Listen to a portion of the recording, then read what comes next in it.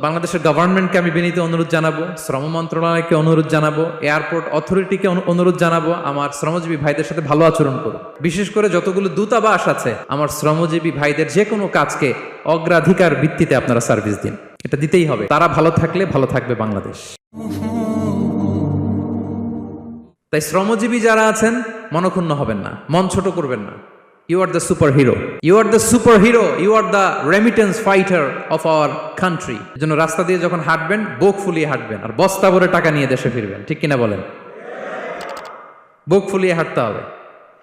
এজন্য আমি আমার প্রিয় মাতৃভূমি বাংলাদেশের গভর্নমেন্টকে অনুরোধ করবো, আমাদের শ্রমজীবী ভাইদের যাতে সুবিধা হয় এই ব্যবস্থা আপনাদের করতে হবে। বিনীত অনুরোধ রাখবো।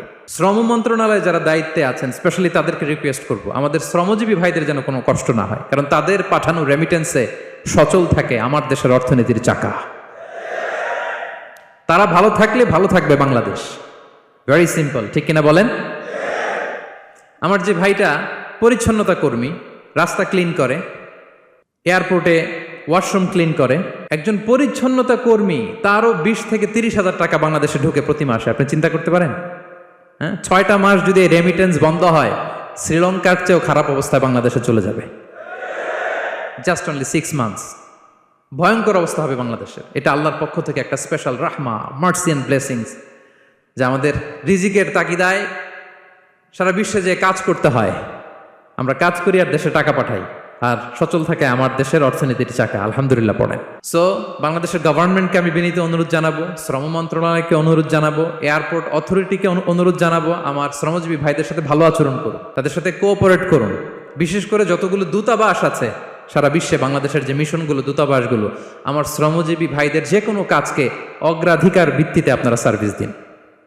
এটা দিতেই হবে। ঠিক কিনা বলেন? তারা ভালো থাকলে ভালো থাকবে বাংলাদেশ। তো এই জন্য শ্রমের কোনো বিকল্প নাই।